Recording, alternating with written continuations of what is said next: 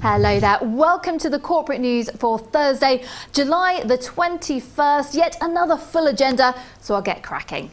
Unilever delivered growth of 4.7% in the first quarter, but a slowdown in emerging markets, which accounts for about 2/3 of the company's total revenues, is a concern moving forward.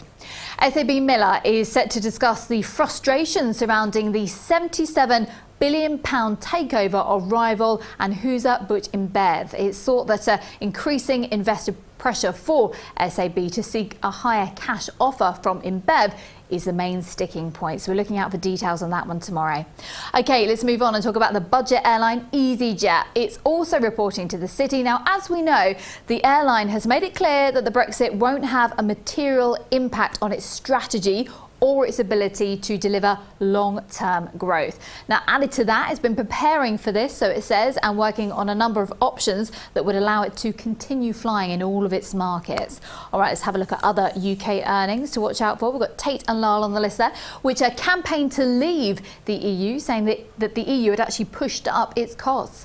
Fuller, Smith and Turner as well as also due. The company lifted its dividend 8% after reporting strong sales in food and premium wines, despite fallings in the beer and cider revenues. The Daily Mail and General Trust, again, another Brexiteer. The Daily Mail still boasts a circulation of 1.5 million readers, but investors have raised concerns about the slow growth in its digital revenues. Finally, we've got more on the list as well. We've got Britvic, the soft drinks maker, and SSE as well, the energy supplier, will also report. Let's move on and have a look at those European earnings. So this is the list just there. I wanted to mention Daimler because the European Commission has just issued its biggest ever antitrust fine, hitting 4 truck manufacturers, including Daimler. Now, it's thought that Daimler will pay the bulk of that fine, which is actually $2.93 billion.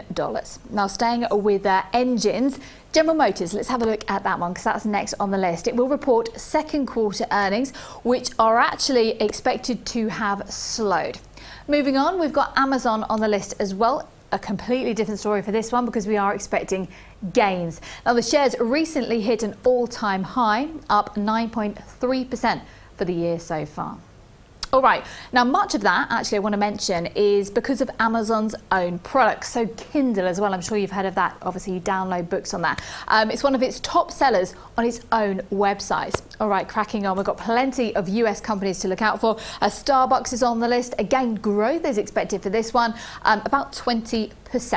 Visa is also on the list. The impact of the strengthening dollar, I want to mention that could be a problem moving forward. And also the economic slowdown in emerging markets, especially China, might be a strain moving forward. So we'll see if that will be in the detail with those notes that we get with those earnings. Bank of New York Mellon as well on the list. Continues the week of US earnings report. Lots of US banks this week, and actually generally they've been surprising to the upside. So those are your US earnings, and that's all from me today. I hope that was helpful and you're well prepared now, and we'll see you tomorrow for much of the same. Goodbye.